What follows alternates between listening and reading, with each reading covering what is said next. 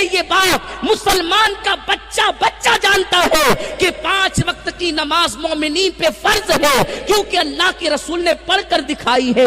5 وقت کی نماز پڑھ لی گئی ہے، اس لیے 5 وقت کی نماز کے معاملے میں کہ 5 وقت کی نماز ہے، اس میں ہم نہ امام اعظم کے مقلد ہیں نہ امام شافعی کے مقلد ہیں، ہم اس میں مقلد نہیں ہیں۔ قرآن نے جس مسئلے کو وضاحت سے بیان کیا، حدیث نے جس مسئلے کو وضاحت سے بیان کیا، ہم اس میں کسی کے مقلد نہیں ہیں۔ ہم مقلد کن مسائل میں ہیں؟ جس مسئلے کو قرآن نے وضاحت کے ساتھ بیان نہیں کیا، ہم اس کو حدیث میں تلاش کرتے ہیں، اور جس مسئلے کو حدیث نے وضاحت کے ساتھ بیان نہیں کیا، اس مسئلے میں ہم ائمہ کی تقلید کرتے ہیں۔ اب یہ سوال ہی لغو ہے کہ قرآن اور حدیث کے ہوتے ہوئے کسی امام کی تقلید کی ضرورت کیا ہے؟ ارے جس مسئلے کو قرآن نے وضاحت سے بیان نہیں کیا، جس کو مسئلے کو حدیث میں وضاحت سے بیان نہیں کیا گیا، اس مسئلے میں ہم ائمہ کی تقلید کرتے ہیں۔ اب آپ مجھے بتائیں تو پھر یہ سوال کرنے کا حق کیسے ہے؟ بات اتنی ہے کہ قرآن مقدس کے اندر اللہ تبارک و تعالی نے سارے مسائل کو بیان کر دیا ہے، حدیث پاک میں بھی میرے سرکار نے سارے مسائل کو بیان کیا ہے، اس کی اصل قرآن اور حدیث میں موجود ہے۔ پھر ہم ائمہ کی تقلید کیوں کرتے ہیں جب قرآن میں مسئلہ موجود ہے لیکن وضاحت کے ساتھ نہیں ہے، حدیث میں مسئلہ موجود ہے مگر وضاحت کے ساتھ نہیں ہے، تو ہم ائمہ کی تقلید کیوں کرتے ہیں؟ دیکھو، جو مسئلہ واضح ہے اس میں ہم مقلد نہیں، جو واضح نہیں ہے اس میں مقلد ہیں۔ اس کو ایک مثال کے ذریعے سے سمجھو کہ قرآن میں اللہ نے ہر چیز کا بیان نازل فرمایا، مگر ہم ائمہ کے محتاج ہے قرآن سمجھنے کے لیے۔ وہ یوں کہ سمندر کے اندر موتی ہے، اس کا علم کسے نہیں ہے۔ مزدور بھی جانتا ہے کہ سمندر میں موتی ہے، سیٹ بھی جانتا ہے کہ سمندر میں موتی ہے، عالم بھی جانتا ہے سمندر میں موتی ہے، جاہل بھی جانتا ہے سمندر میں موتی ہے۔ لیکن مجھے بتاؤ، جب سب کو معلوم ہے سمندر میں موتی ہے، لیکن ہر آدمی سمندر میں چھلانگ کیوں نہیں لگاتا؟ جب معلوم ہے سمندر میں موتی ہے تو پھر چھلانگ لگاؤ اور موتی نکال لو، پھر تمہیں ٹھیلا چلانے کی ضرورت نہیں پڑے گی، پھر تمہیں لوم چلانے کی ضرورت نہیں پڑے گی، پھر تمہیں کپان کی دکان لے کر بیٹھنے کی ضرورت نہیں پڑے گی، بلکہ اللہ اکبر پھر تمہیں مسجد میں امامت کی ضرورت بھی نہیں پڑے گی۔ جب تم موتی سمندر سے نکالتے جاؤ گے تو کروڑ پتی بن جاؤ گے، اربوں پتی بن جاؤ گے۔ لیکن مجھے بتاؤ، جب سب کو معلوم ہے کہ موتی سمندر میں موجود ہے مگر ہر کوئی اس میں چھلانگ نہیں لگاتا، معلوم ہونا اور بات ہے لیکن ہر چھلانگ نہیں لگاتا، اس لیے نہیں لگاتا کہ موتی تک جانے کے لیے غواص کی ضرورت ہوتی ہے، اور جب غواص جو تیرنے کا فن جانتا ہے، جو سانس روکنے کا فن جانتا ہے، جو اترنے کا فن جانتا ہے، جو موتی تلاش کرنے کا فن جانتا ہے، دنیا اس غواص کو تلاش کرتی ہے،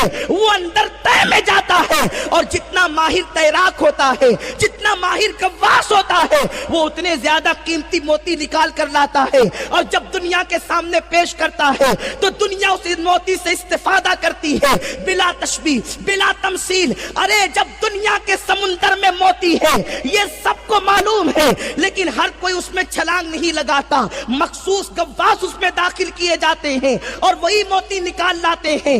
اگر کسی کو تیراکی کا فن نہیں معلوم، اگر کسی کو تیرنے کا ہنر نہیں معلوم اور وہ چھلانگ لگا دے تو موتی تو نکالنا دور کی بات، وہ اپنی جان بھی کھو بیٹھے گا، وہ سمندر کے اندر ڈوب جائے گا، وہ مر جائے گا، ہلاک اور برباد ہو جائے گا۔ نادانو، جب دنیا کے سمندر کے اندر موتی ہے سب کو معلوم ہے لیکن ہر کوئی اس کو نکالنے کی کوشش نہیں کرتا، تو قرآن ایک بغیر کنارے کا سمندر ہے، قرآن علوم کا سمندر ہے، قرآن معارف کا سمندر ہے، قرآن معانی کا سمندر ہے، وہ اللہ کا کلام ہے۔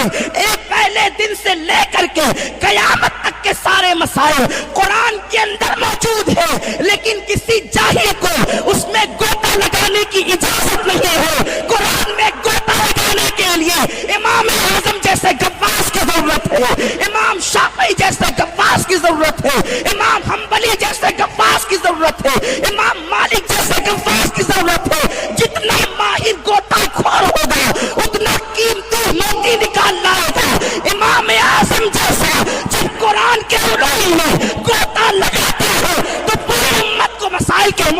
پیش کرتا.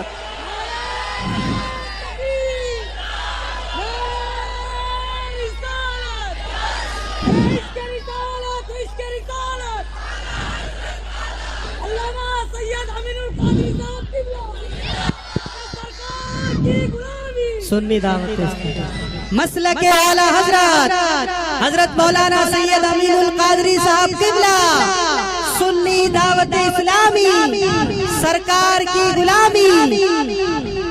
وہ سمندر ہے علوم کا، وہ سمندر ہے مسائل کا، لیکن اس میں غواص کی ضرورت ہے. ہر ایرا گہرا نتو خیرا اگر اس کے اندر گوتا لگانے کی کوشش کرے گا تو جیسے دنیا کا ان پڑھ، دنیا کی تیراکی کا فن نہ جاننے والا اگر سمندر میں موتی کی لالچ میں گیا تو وہ باہر ہی نہیں آ سکتا، اسی طرح سے اگر قرآن کے اندر کوئی دماغ لڑائے اور عقل کا گھوڑا دوڑائے تو وہاں سمندر میں جانے سے جان جا سکتی ہے، یہاں جانے سے ایمان جا سکتا ہے. اس لیے ہر ایک کو تیرنے کی اجازت نہیں. میرے پیارے آقا علیہ السلام کے پیارے دیوانوں، اب پتہ چلا ہم ائمہ کی تقلید کیوں کرتے ہیں، ان پر اعتماد کیوں کرتے ہیں، ان پر اعتبار کیوں کرتے ہیں. میرے پیارے آقا علیہ السلام کے پیارے دیوانوں، تقلید سب کرتے ہیں. جو تقلید کے منکر ہیں وہ بھی تقلید کرتے ہیں، اس لیے کہ تقلید کا مطلب ہوتا ہے کہ کسی مسئلے کو دلیل پر نگاہ کیے بغیر اس کو ماننا اور اس پر عمل کرنا، اس کا نام تقلید ہے. یوں تو اس کی بڑی اصطلاحات ہیں، میں ان اصطلاحات میں آپ کو نہیں لے جاؤں گا. میں آپ میں سے ہوں، آپ کی زبان بولتا ہوں کہ بغیر کسی دلیل پر نگاہ کیے ہوئے اس کو ماننا، اس پر عمل کرنا، اس کا نام تقلید ہے. اب آپ مجھے بتائیں، امام اعظم کوئی مسئلہ بیان کرتے ہیں تو ہم اس میں دلیل نہیں مانگتے.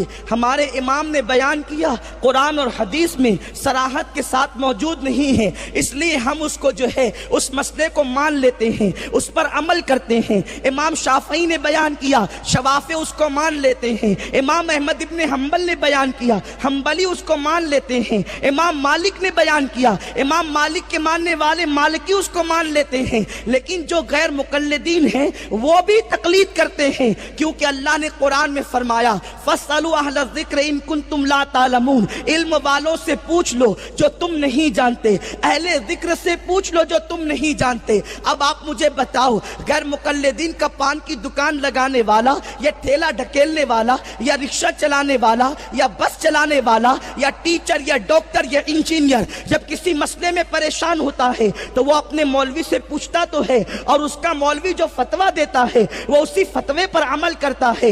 دراصل ان کا ڈھونگ ہے، یہ امت کو لڑانا چاہتے ہیں، یہ امت کو مس گائیڈ کرنا چاہتے ہیں، یہ بھی مقلد ہیں. اب یہ جن کی تقلید کرتے ہیں میں بتاؤں، یہ ابن تیمیہ کی تقلید کرتے ہیں، ابن قیم کی تقلید کرتے ہیں، قاضی شوکانی کی تقلید کرتے ہیں، صدیق حسن بھوپالی کی تقلید کرتے ہیں، وحید الزماں کی تقلید کرتے ہیں، اور اپنے مولویوں کی تقلید کرتے ہیں، کیونکہ ان کے فتوے پر یہ عمل کرتے ہیں. اور ہم الحمدللہ امام اعظم ابو حنیفہ کے مقلد ہیں، امام شافعی کے مقلد ہیں، امام احمد ابن حنبل کے مقلد ہیں، امام مالک کے مقلد ہیں، شوافی امام شافعی کے مقلد ہیں.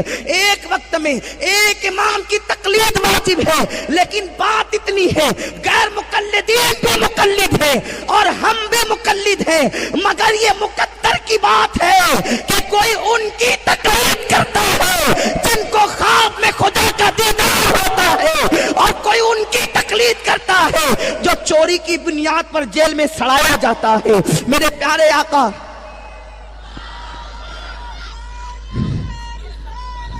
یا رسول اللہ، اعلی حضرت، اعلی حضرت. مقلد وہ بھی ہیں. سنیوں اپنے مقدر پہ ناز کرو، ہم کس کے مقلد ہیں؟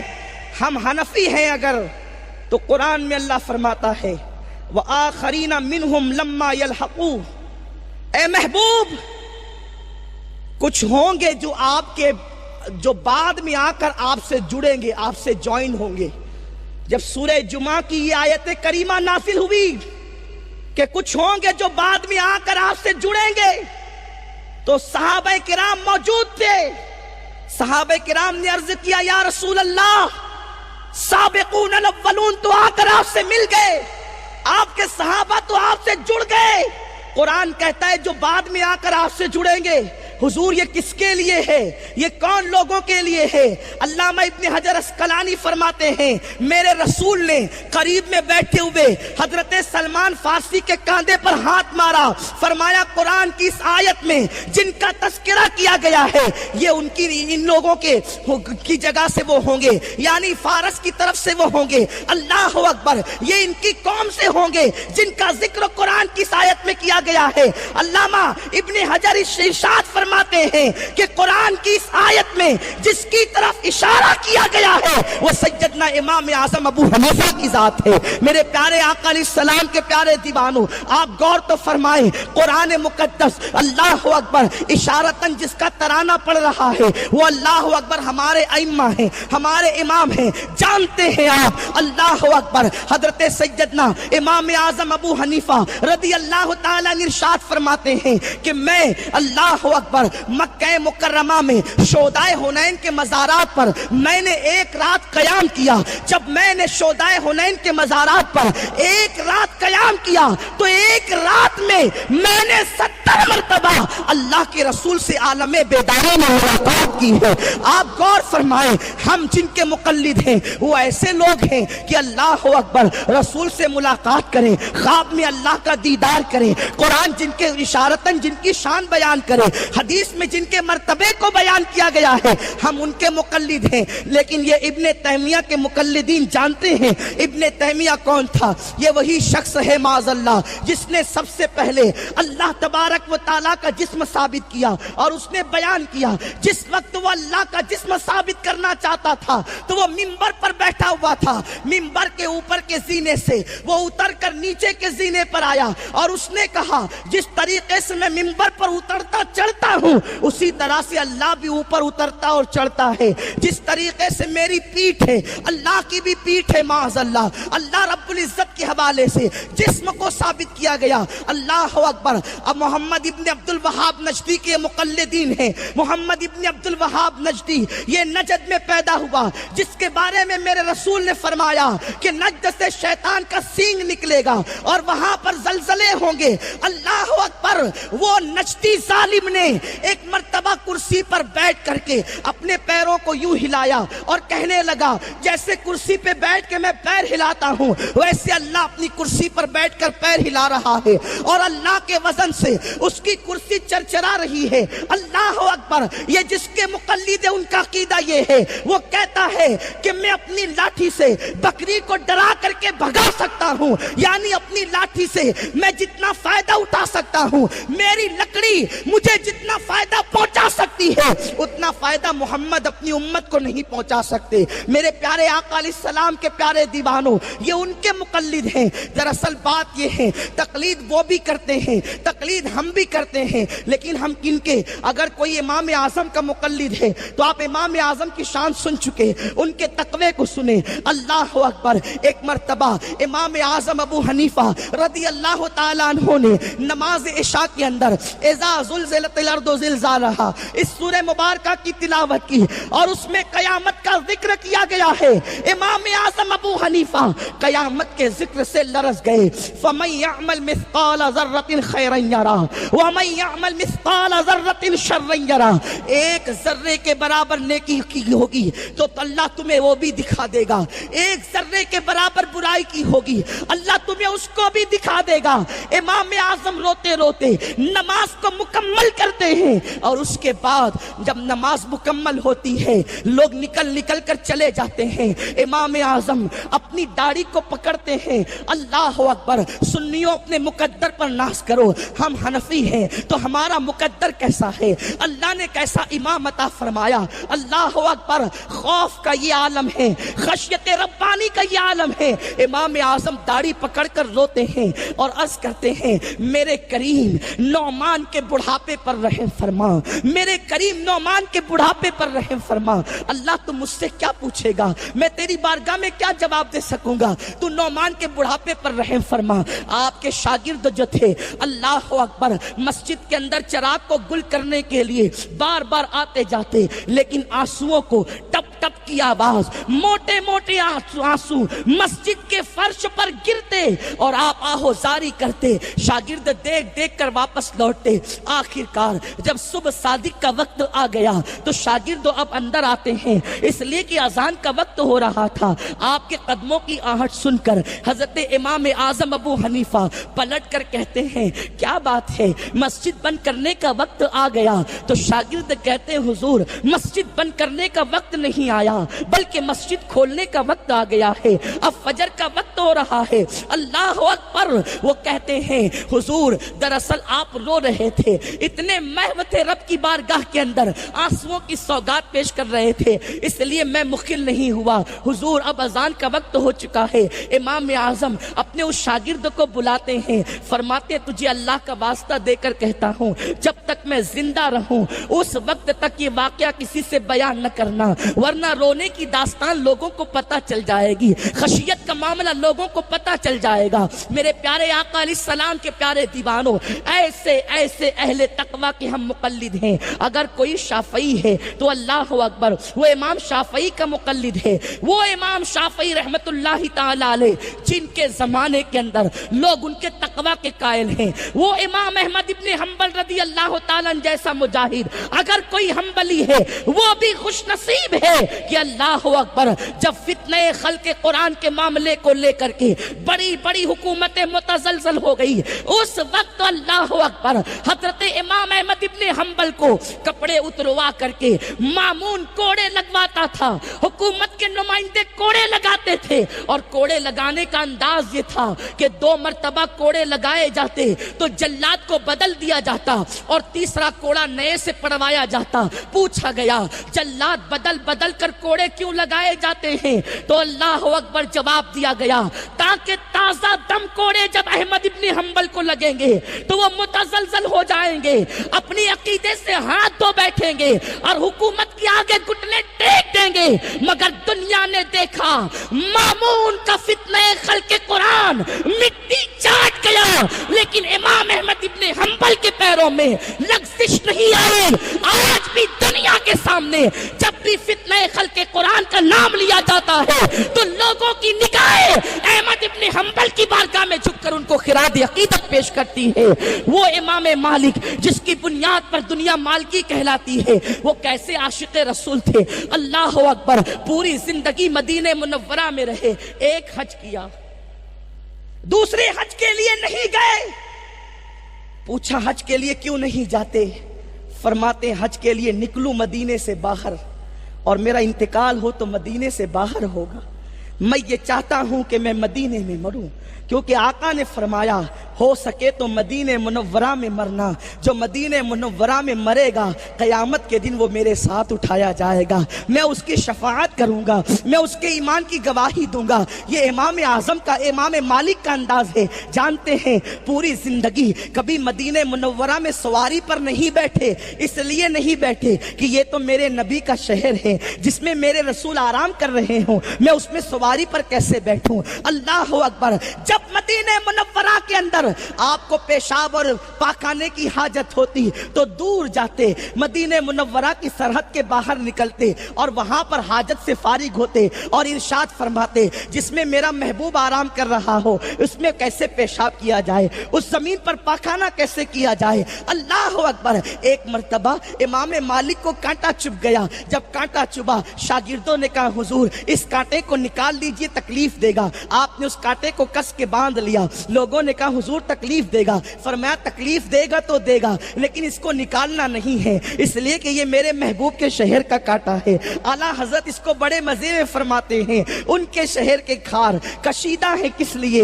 ان کے شہر کے خار اس لیے کہ امام احمد رضا کو اپنے گھر کی گڑی ہوئی شریعت نہیں ملی، امام احمد رضا کو مصطفیٰ کریم کی عطا کردہ شریعت انہی بزرگوں کے وسیلے سے ملی ہے، عشق بھی انہی کے وسیلے سے ملا ہے۔ امام احمد رضا کہتے ہیں ان کے شہر کے خار کشیدہ ہے کس لیے؟ آنکھوں میں آئیں سر پہ رہیں دل میں گھر کریں، آنکھوں میں آئیں سر پہ رہیں دل میں گھر کریں۔ اور چھوٹے بھائی حسن بریلوی کہتے ہیں بڑے مزے میں کہتے ہیں اے خار طیبہ پاؤں سے کیا کام تجھے، اے خار طیبہ پاؤں سے کیا کام تجھے، آ میری جان میرے دل میں ہے رستہ تیرا، آ میری جان میرے دل میں ہے رستہ تیرا۔ امام مالک کو وہ کانٹا چبھا تو پیر میں باندھ لیا، لوگوں نے کہا نکال دے، فرمایا نہیں، قیامت کے دن اللہ جب مجھ سے پوچھے گا اے مالک دنیا سے کیا لایا ہے، تو عرض کروں گا تیرے حبیب کے شہر کا کانٹا لایا ہوں، وہی میرے لیے نجات کا ذریعہ ہوگا۔ تو یاد رکھے، مالکی ہو، حنبلی ہو، شافعی ہو، حنفی ہو، یہ سب اہل سنت ہے، اور یہ فرقے نہیں ہیں، یہ ایک فرقہ ناجیہ اہل سنت ہے۔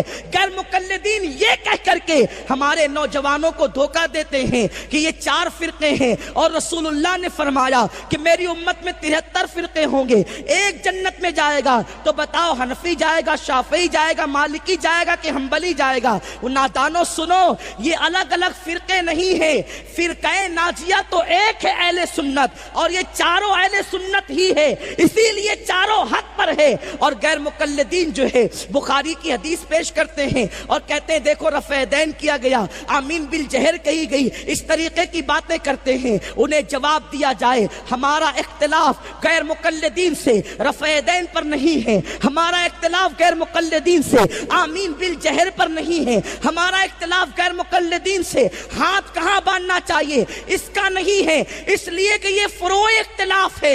ان اختلافات کی کوئی ایسی حیثیت نہیں ہے جس کی بنیاد پر کوئی گمراہ ہو یا کافر ہو۔ شوافے ہاتھ ہم سے الگ انداز سے باندھتے ہیں، لیکن ہم ان کو اگر وہ اہل سنت پر ہے تو ہم ان کو جنتی اور حق پر سمجھتے ہیں، ہم بلیوں کو حق پر سمجھتے ہیں۔ میرے پیارے آقا علیہ السلام کے پیارے دیوانوں، ہمارا ان سے اختلاف غیر مقلدین سے عقیدے کا اختلاف ہے۔ آپ کو پتا ہے ان کے عقائد کیا ہیں؟ غیر مقلدین عقیدہ یہ رکھتے ہیں کہ معاذ اللہ محمد مر کر مٹی میں مل گئے، جبکہ سیاہ ستہ کی روایت ہے، آقا کریم کا فرمان ہے ان اللہ تعالی حرم علی الارض ان تاکل اجساد الانبیاء فنبی اللہ حی یرزق، بے شک اللہ نے زمین پر حرام کر دیا کہ وہ نبیوں کے جسموں کو کھائے، اللہ کا نبی زندہ ہے اور اسے روزی دی جاتی ہے۔ اب آپ مجھے بتائیں، رسول اعظم فرمائے کہ نبی زندہ ہیں، صدیق اکبر کا عقیدہ یہ کہ نبی زندہ ہیں، اللہ اکبر، الخصائص الکبریٰ میں اللہ اکبر، امام سیوطی نے بیان فرمایا کہ جب صدیق اکبر دنیا سے جانے لگے تو دنیا سے جاتے جاتے فرمایا لوگوں جب میرا وصال ہو جائے تو مجھے نہلانا، کفن پہنانا، جنازے کی نماز پڑھانا، اور اس کے بعد میرے لاشے کو لے کر، میرے جنازے کو لے کر مصطفیٰ جان رحمت کے مزار پر پہنچنا، اور لے جانے کے بعد آقا سے عرض کرنا یا رسول اللہ، جو آپ کا غلام ساری زندگی آپ کے ساتھ رہا وہ قبر میں بھی آپ کے قدموں میں رہنا چاہتا ہے۔ امام حضرت صدیق اکبر کہتے ہیں اگر اجازت مل جائے تو مجھے رسول اللہ کے قدموں میں دفن کر دینا، اور اگر اجازت نہ ملے تو اس وقت مجھے مسلمانوں کے قبرستان بقیع میں دفن کر دینا۔ لیکن قربان جائیں، صحابہ کا اس پر اجماع ہے کہ اللہ کے رسول زندہ ہے۔ اللہ اکبر۔ جب صدیق اکبر کا وصال ہوا تو صدیق اکبر کے جنازے مبارکہ کو سرکار کے روضے پر لے جایا گیا۔ مولا کائنات علی مرتضیٰ کہتے ہیں یا رسول اللہ یہ ابو بکر ہے، یہ دنیا میں آپ کے ساتھ ساتھ رہتے تھے، قبر میں بھی ساتھ رہنا چاہتے ہیں۔ امام سیوطی لکھتے ہیں، امام یوسف نبہانی فرماتے ہیں کہ جب مولا علی نے کہا تو رسول اللہ کے حجرے کا دروازہ بند تھا، وہ دروازہ اپنے آپ کھل گیا اور قبر انور سے آواز آئی محب کو محبوب سے ملا دیا جائے۔